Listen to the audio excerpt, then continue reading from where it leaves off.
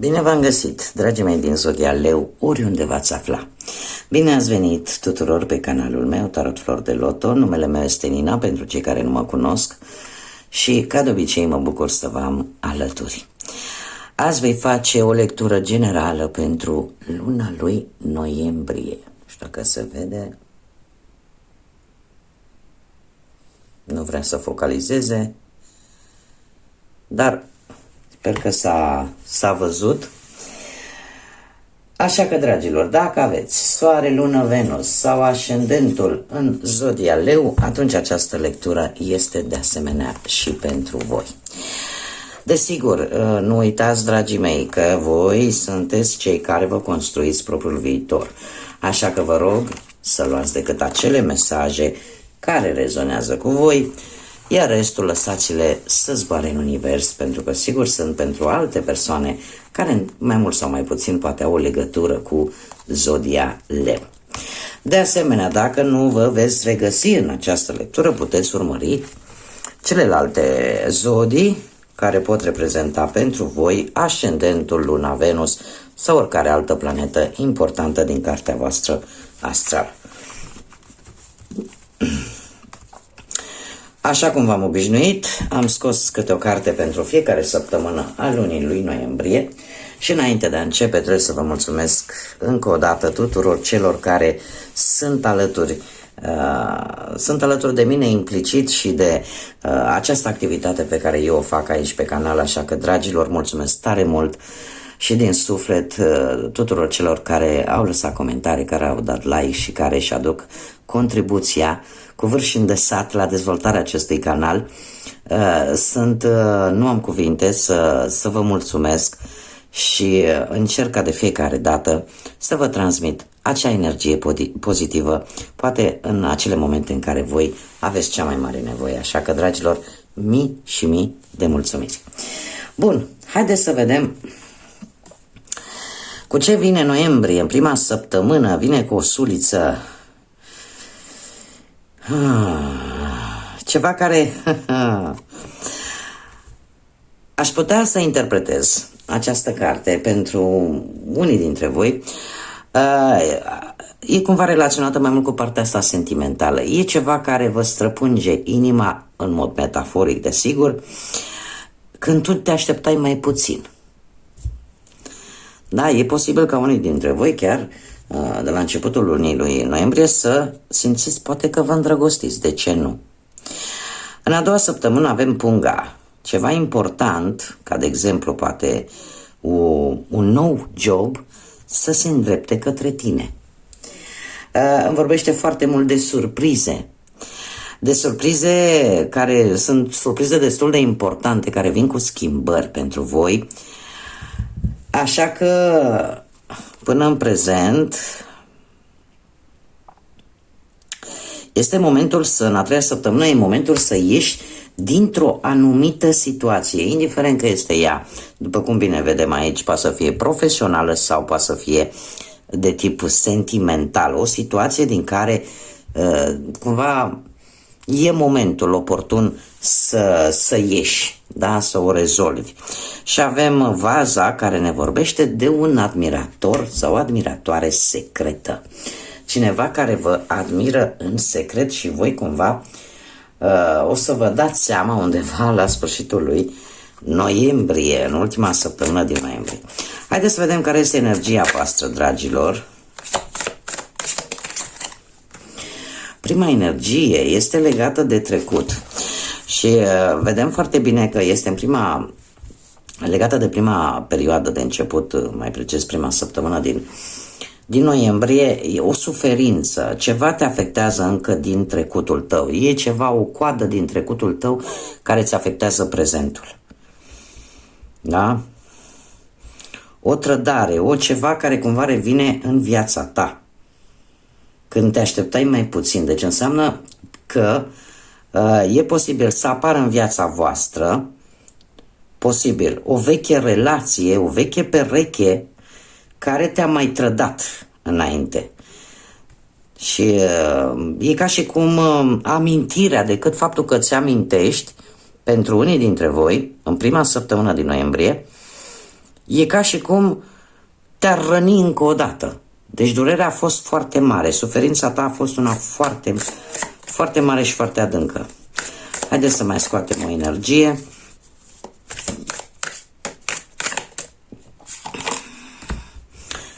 Apare o nostalgie, amintiri. Vă lipsește cineva. Vă lipsește, după cum bine vedem, nu știu, sunteți foarte legați de ceva din trecutul vostru. Doar că de data aceasta este vorba de o energie a aducerii aminte vis-a-vis de cineva drag vouă care nu se mai află în planul acesta terenal. Da? Care a trecut într-un plan astral și e posibil, trebuie să vă mai spun un lucru, acest oracol este legat de yin și yang. E posibil ca unii dintre voi să aveți poate momente sau vise legate de un suflet pereche pe care voi l-ați avut într-o viață trecută, într-o viață anterioară. Și cumva să simțiți lucrul ăsta. Pentru cei care aveți așa abilități extrasenzoriale mai dezvoltate așa. Haideți să vedem și o altă energie. Oricum este o energie a nostalgiei trecutului vis-a-vis de cineva care nu mai este în această lume terenală. Și aici avem vara. Fiți atenți, este o carte a timpului. Trebuie să vă spun că dacă aveți o dorință foarte aprinsă, foarte profundă în sufletul vostru, știu că o să vi se pară mult, dar undeva ori a fost o dorință pe care voi v-ați spus-o în această vară, ori va avea o finalizare și o concluzionare undeva la anul, în lunile de vară. De ce? Pentru că este o carte a timpului. Îmi vorbește totuși de progres. Dacă, de exemplu, v-ați propus ceva în această vară, un anumit proiect, un anumit plan, indiferent de ce aspect al vieții vorbim, cumva lucrul ăsta a început deja să dea roade, să progreseze, dar punctul culminant, ca să zic așa, va fi undeva în vara anului următor. Posibil unii dintre voi chiar să fie achiziționat în această vară, nu știu, poate vreun animăluț de companie, de asemenea. Ceva ce voi v-ați dorit, posibil, nu știu, vreun cățeluș, o pisicuță, vreun papagal, habar n-am. Un animăluț pe care voi vi l-ați dorit. Bun, haideți să vedem pe partea asta a vieții profesionale, să intrăm așa un pic în amănunt. Pentru luna lui noiembrie avem un 7 de bâte. Un 7 de bâte care ne vorbește despre posibilitatea deschiderii, poate, a propriei firme sau cumva, dacă erai în căutarea unui job, vei reuși cumva să-l găsești. Problema este alta. Avem un 9 de spade. Un 9 de spade care ne vorbește de o cauză externă, de o teamă. De o teamă poate că nu vei obține jobul, dar trebuie să vă spun că îl veți obține. Sau, dacă ați avut ceva probleme la locul de muncă, de o teamă poate că lucrurile nu se vor rezolva. Dar, de asemenea, trebuie să vă spun că răspunsul este unul pozitiv. De ce? Pentru că avem un 3 de cupe. Un 3 de cupe care... îmi cer scuze. Ne vorbește de a celebra. Da? Un succes. Ceva benefic pentru tine. Deci dacă ai orice teamă ai avea, orice gânduri, că nu stai nopțile poate și nu dormi, gândindu-te la soluționarea unei anumite probleme legate de viața ta profesională, indiferent că vrei să-ți deschizi o firmă, indiferent că ai un job, dar poate ai cerut o mărire și stai să vezi că nu știi dacă o să se întâmple, cert este că vei celebra. Asta îmi spune că răspunsul va fi unul pozitiv pentru tine. Haideți să vedem pe plan material ce vine pentru dragii mei. Pe plan material avem împărăteasa și un 7 de spade. Dragilor, se tot repetă cifra 7. Cifra 7, care îmi vorbește foarte mult de înțelepciune. De înțelepciune, inteligență și un caracter mai hotărât așa. Adică cumva, nu știu, gândiți mai profund, evaluați mai bine lucrurile și aveți un puternic simț de observație, atât pe plan profesional cât și pe plan material. Bun, pe plan material, cu împărăteasa, trebuie să vă spun că apare o îmbunătățire a părții materiale, da? Se pare, nu știu cât de bun moment ar fi pentru investiții. Dar cumva apare și acest sentiment de a ajuta pe cineva cu bani. Da? Pentru că apare o îmbunătățire. Totuși, trebuie să vă spun cu acești 7 de spade că nu e chiar un bun moment să pariați. Și chiar dacă apare tentația de a împrumuta sau de a ajuta, aici există o mică mare diferență. Una e când, domne, vreau să ajut pe cineva cu o sumă de bani, dar nu-i mai vreau înapoi. Aia nu se mai numește împrumut, ci pur și simplu e ca o donație. Dar în momentul în care ai dat banul, ai renunțat la el, dar nu-i mai vrei înapoi. Tocmai asta vreau să vă spun, pentru că îmi apare într-adevăr generozitatea împărătesei, dar în același timp, cu 7 de spade îmi apare și un pic o atenționare de a nu împrumuta bani. Da? Una e când îi dai și renunți total la ei și alta e când îi dai. E ca și cum ți-ai da norocul din mână, ca să zic așa, într-o superstiție bătrânească. Sunt momente în care nu e bine să dai bani împrumut. Da? Una e că îi dai că trebuie să-i dai sau că îi dai că vrei tu să-i dai și ai și renunțat la ei, și alta e când îi dai împrumut și trebuie să-i și primești înapoi.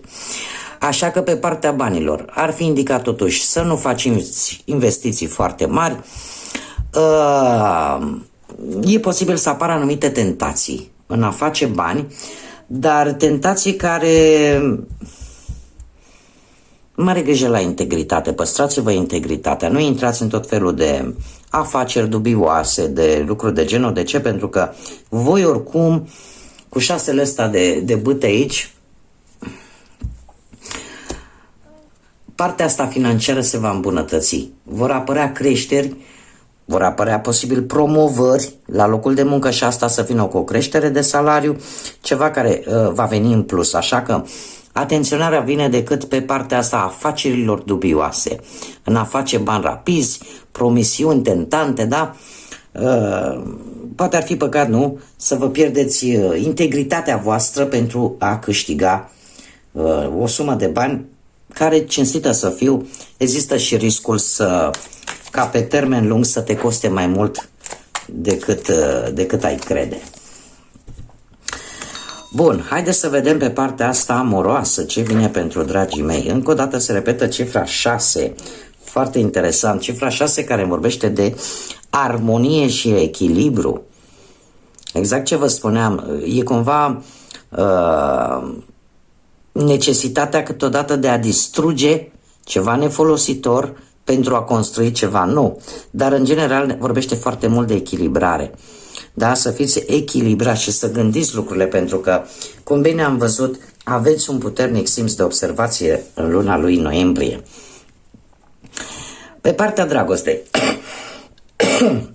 dragostei, îmi cer scuze, avem un 2 de spade. Avem un 2 de spade care îmi vorbește de echilibru în pereche. Posibil unii dintre voi să aveți ceva probleme interne în relația voastră. Cumva veți reuși să găsiți acea soluție echilibrată ca aceste probleme cumva să dispară. Avem totuși un 6 de cupe care îmi vorbește de nostalgia trecutului. Posibil unii dintre voi cu acest 6 de cupe pe plan relațional, care sunteți în pereche, să rămâneți așa blocat un pic în anumite acțiuni din trecut sau să vă gândiți la anumite persoane, foste relații de ale voastre, care poate, e posibil pentru unii dintre voi să nu mai fie în planul ăsta terenal și cumva să aveți așa o aducere aminte vis-a-vis de relația pe care voi o aveați cu respectiva persoană. Asta vă va îndepărta de prezent. Deci atenționarea pe partea asta a relației vine de fapt tocmai prin această nostalgie care de multe ori, cu cât se adâncește mai mult, cu atât devine de multe ori nocivă. 6 de cupe de asemenea te îndeamnă să te reorientezi către viitor. Da? Posibil pentru unii dintre voi, și mă refer atât la cei care sunteți într-o pereche cât și la cei care sunteți singuri, să apară cineva din trecutul vostru, vreun fost sau vreo fostă. Și voi ar trebui să acordați o atenție mărită și să vedeți totuși de ce această persoană are această denumire de fost sau fostă. Da, să nu vă lăsați angrenați în această nostalgie a trecutului, cu toate că aici avem o mică mare diferență pentru cei care sunteți într-o relație. Asul de cupe vine cu o redescoperire a iubirii și a sentimentelor care te-au unit față de perechea ta. Asul de cupe este o carte foarte puternică și foarte pozitivă, cam pe toate planurile. Da? O redescoperire pentru cei care sunteți într-o pereche, cei care aveți ceva probleme, de asemenea există această reconciliere, da? Și redescoperire, iar cei care sunteți singuri aș spune că posibil să apară cineva din trecutul vostru care să vă dea lumea așa peste cap și să, tocmai din cauza nostalgiei trecutului, poate să începeți chiar și o relație, da? O nouă relație foarte intensă. Nu e obligatoriu acum să fie neapărat o persoană din trecut pentru cei singuri, e posibil să fie cineva nu în viața voastră, dar care cumva, nu știu, ori să arate cu cineva cu care voi ați mai fost în trecut, sau să aibă ceva, nu știu, calități asemănătoare cu cineva din trecutul vostru amoros. Haideți să vedem ce numere angelice am pentru voi, dragilor din Leu, pentru această lună noiembrie, ce date importante. Și avem data de 24. Data de 24 noiembrie să aibă o conotație importantă, data de 6 noiembrie de asemenea, 18 noiembrie, 9 noiembrie și 21 noiembrie sau 3 noiembrie. Date importante sau cei care sunteți născuți într-o zi de 6, într-o zi de 24, într-o zi de 9, într-o zi de 18, într-o zi de 3 sau într-o zi de 21. Da, cumva aceste mesaje cumva să vină către voi. Ce ne spun aceste date? Că într-adevăr sunteți destul de generoși și aș spune că ori pe 6 noiembrie, ori pe data de 24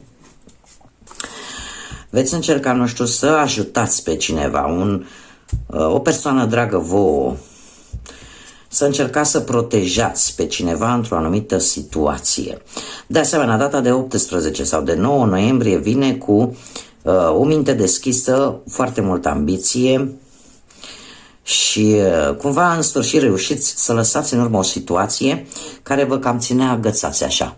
Cumva vă recâștigați independența.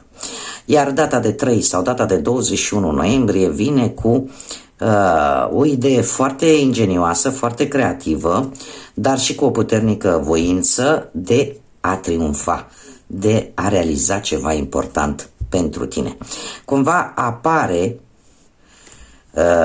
iese la suprafață, așa ca să zic, o conversație destul de interesantă vis-a-vis de un proiect important pentru tine. O idee bună. Haideți să vedem inițiale de nume, prenume, pseudonim sau porecle de persoane cu care voi puteți interacționa în această lună noiembrie sau care vor avea o anumită importanță pentru voi, dragilor din Leu, în luna lui noiembrie. Haideți să vedem, sunt cărțile foarte noi și au un luciu foarte ciudat pentru că nu mi-alunecă cum trebuie. Și avem litera P, litera W, litera X, litera Y. Foarte interesant. Știu că la noi, la români, W, X, Y nu prea sunt litere comune, dar eu fac pentru toată lumea. Și avem litera C, litera O,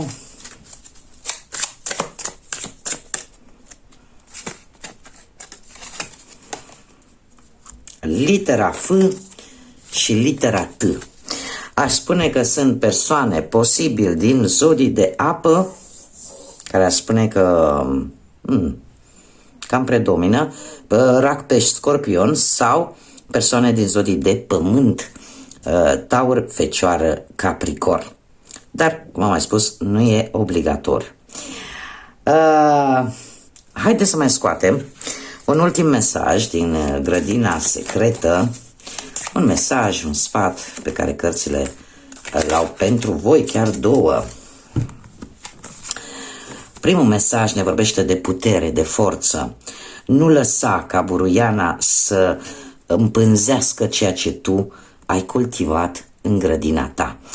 Este un îndemn, metaforic vorbind desigur, de a nu lăsa pe nimeni să calce în picioare efortul pe care tu l-ai făcut și lucrurile bune pe care tu le-ai făcut până în acest moment în viața ta.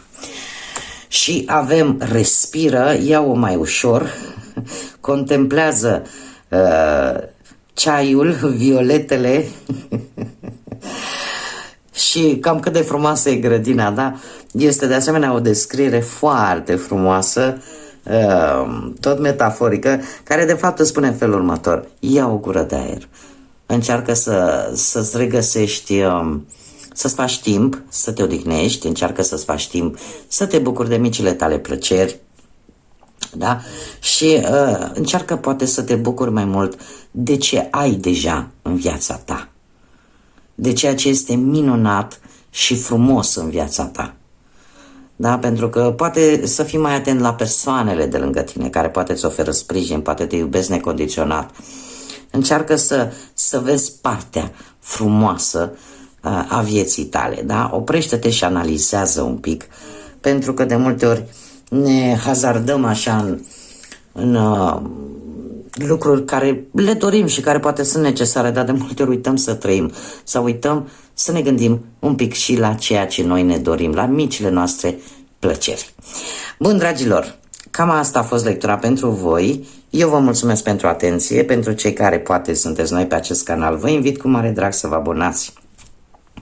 Dacă ați rezonat, dacă poate vă plac lecturile mele, nu ezitați, lăsați un like, un comentariu, distribuiți și de asemenea eu vă aștept cu mare drag să vă abonați, să fim împreună pe acest canal, să facem așa o comunitate cât mai frumoasă a florilor de lotus, a celor care din noroiul vieții se ridică cu putere și strălucesc în văzul lumii în toată splendoarea lor. Un noiembrie liniștit, un noiembrie plin de realizări, plin de multă energie, iar până data viitoare când ne vom revedea, ca de obicei, să fiți iubiți, dragilor!